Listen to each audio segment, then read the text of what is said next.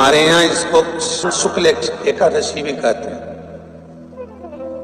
और कहते हैं ये सती माता ने यही एकादशी के दिन से जो व्रत साधना करना प्रारंभ करी थी वो सुख देने वाली थी। निवेदन है आपसे भी,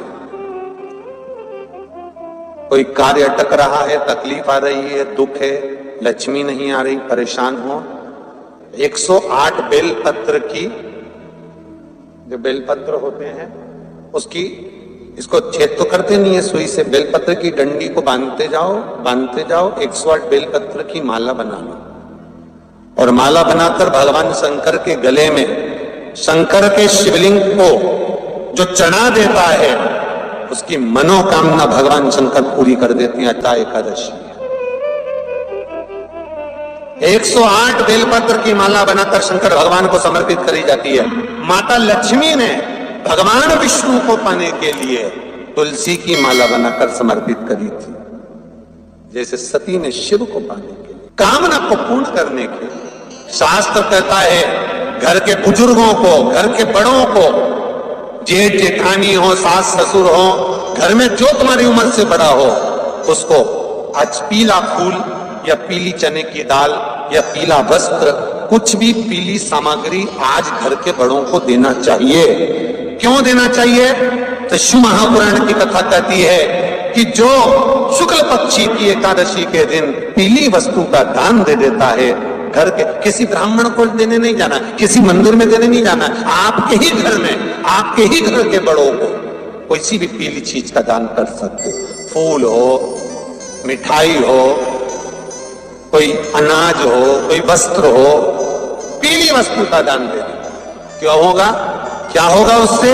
शिव महापुराण की कथा कहती है उससे जिंदगी में कभी बड़ी बीमारी प्रवेश नहीं करती। सनातन धर्म कहता है बट वृक्ष की पूजन करने वाला, बट वृक्ष के नीचे शिव की आराधना करने वाला, लोम समर्पित कर जल चढ़ाने वाले का जैसे कर्ज मुक्ति होती है, उसी तरह आंवले के वृक्ष के नीचे मात्र ताजा मिष्ठान दूध का बनाकर उस सामग्री को भगवान आंवले के वृक्ष के नीचे पूजन करने से लक्ष्मी और संपदा की वृद्धि होती है। जैसे शमी का पौधा, शमी का वृक्ष, शमी के वृक्ष के नीचे मात्र दूध और जल मिला हुआ जल, शमी के वृक्ष के नीचे मात्र ओघड़दानी अवधूतेश्वर महादेव के नाम से केवल हफ्ते में एक बार भी अगर दूध और जल का मिश्रण शमी के पौधे के नीचे कर दिया जाता है तो कहते हैं शरीर में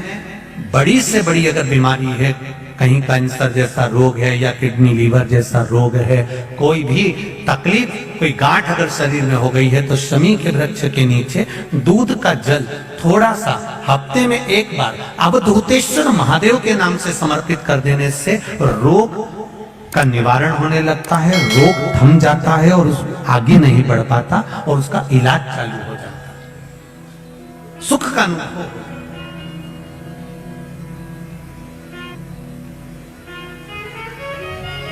बस एक बात का स्मरण रहे, आप आंवले के वृक्ष के नीचे अगर कोई भोग लगाया गया है पा सकते हैं, पीपल के वृक्ष के नीचे कोई भोग लगाया है पा सकते हैं, बट वृक्ष के नीचे कोई भोग लगाया गया है पा सकते हैं।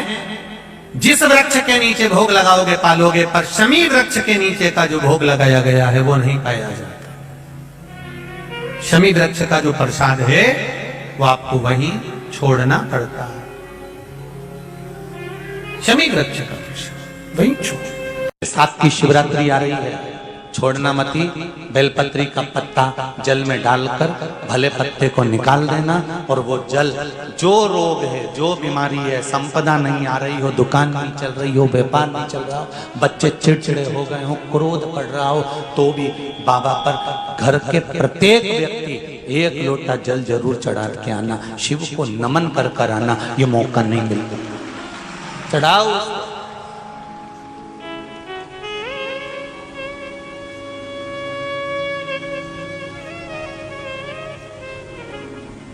बैसाख के महीने में एक पकवान बनता है शंकर जी का,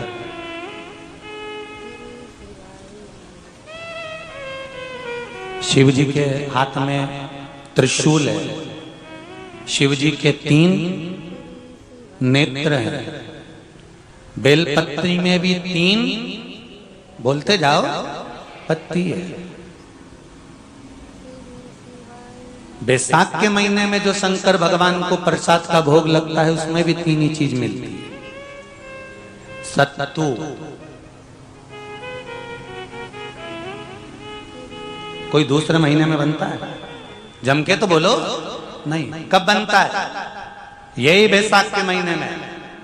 चने की दाल, गेहूं और जौ, इन तीनों को गलाकर सेक कर जो सत्तू तैयार होता है, इसी बैसाख के महीने में परशुराम जयंती के दिन या अमावस्या के दिन या पूर्णिमा के दिन शंकर भगवान को समर्पित होता है और भगवान विष्णु को समर्पित होता है। दुनिया के लोग कहते क्या होता है सत्तू से? सास अपनी बहू से कहती है बेटा सत्तू बना ले, थोड़ा सा सत्तू बाजार से ले आना, 10 रुपए का खरीद कर ले आना। आज सत्तू, आज अपन पूजन करेंगे सत्तू की, अक्षय तृतीया है, थोड़ा सा पूज देंगे, थोड़ा सा भगवान को भोग लगा देंगे, सत्तू का लड्डू बना लेंगे। बोलो री जी, सही है कि गलत है?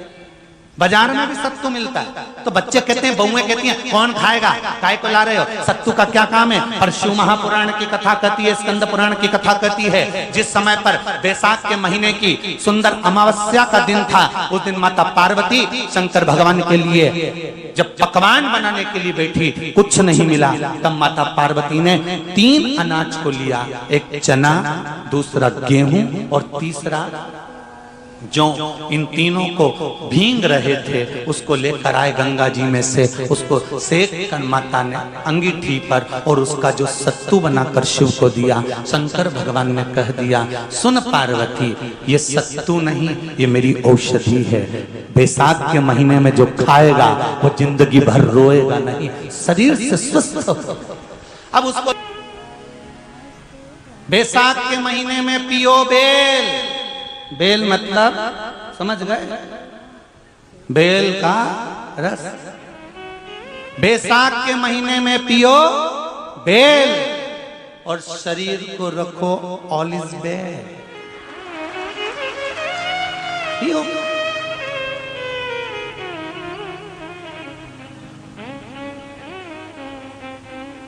शरीर बेकार नहीं होगा, शरीर बेकार नहीं हो सकता। अब शिव आराधना तो करो। हाँ, जिंदगी की मोड़ पर शंकर परीक्षा बहुत लेते हैं। चलो आ जाओ गरुड़ पुराण में। मरने का 47वां दिन, जब मरेंगे तब गरुड़ पुराण बचेगी, पहले ही सुन लो। और जिसके पास में गरुड़ पुराण नहीं हो तो पंडित जी से मंगवा कर फिर पढ़ के देख लेना। मरने के 47वें दिन, 47 डेज, 47वें दिन किस चीज का दान तुम्हारे सामने आता है? मरने के 47वें दिन। 10 दिन तक तो जीवात्मा घर की अटारी करती, मरने के बाद 12वें के दिन चली जाती है। उसके बाद में जब 47वां दिन आता है तो 47वें दिन जीवात्मा को क्या दान करा जाता है?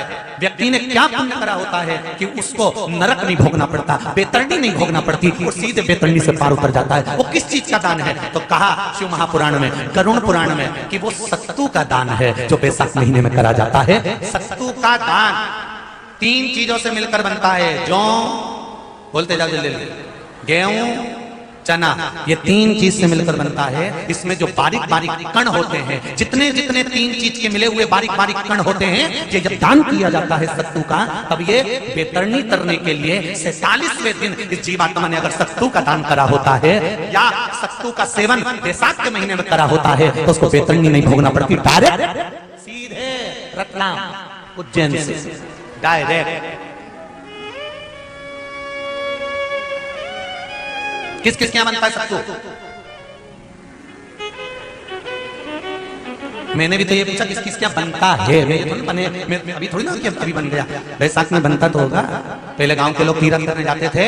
गांव का लोग जब तीरथ करने जाता था, कोई सामान नहीं लिया, सत्तू बांधी पोट ली, धरा यूं और पानी में घोलिया और नमक डालिया या शक्कर या गुड़ घोल के और पी के वही चले। आज के अब जब सैनिक युद्ध करने जाता है, थक जाता है, बहुत थकान हो जाती है, जब उससे देखा जाता है तो सैनिक का जो कमांडर होता है वो सत्तू मंगवाता है और गिलास में घोल घोल कर पूरी सेना को पिलवाकर फिर युद्ध में उतार देता है।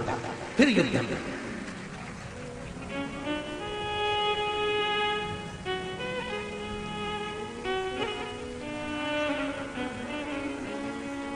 साधारण नहीं है महाराज। सत्तू में जितने बारीक बारीक कण होते हैं, जितने बारीक बारीक कण, अब तुम्हें काम करना, अभी जब फ्री रहो तो कागज पे रख के सत्तू का एक कण गिनना, 1 2 3 बारीक बारीक गिनते रहना जरा। तो तुम्हारा क्या जाए गिनने में? भगवान कृष्ण के हाथ में पट्टी बंधी थी, तुमने भी तो रुक्मणी को गिनने को दिया था, जरा गिन तो जरा इसमें कितने धागे हैं। रुक्मणी जी ने कहा इसमें 9,999 धागे हैं। भगवान ने कहा बस यही 9,999 मुझे द्रौपदी को वापस लौटाना है। गिनती लगा लो, अभी अभी लगा लो। ऊपर तो भगवान गिन के बता ही देगा कि तुमने जो सत्तू दान करा था, तुमने जो सत्तू खाया था, तुमने जो सत्तू भगवान को दिया था, सत्तू का लड्डू बनाकर तुमने बैसाख महीने में भगवान की जो पूजन करी थी, तो अमावस्या के दिन, पूर्णिमा के दिन या अक्षय तृतीया के दिन तुमने जो सत्तू दिया था, भगवान तो गिनती बता देगा कि उस सत्तू में कितना कण था।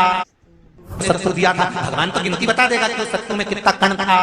और अगर नहीं बताए तो तुम आंदोलन पे बैठ जाओगे। क्या मैं बताओ पहले हमने कितना सत्तू दिया था, उसमें कितने कण थे? बताना पड़ेगा।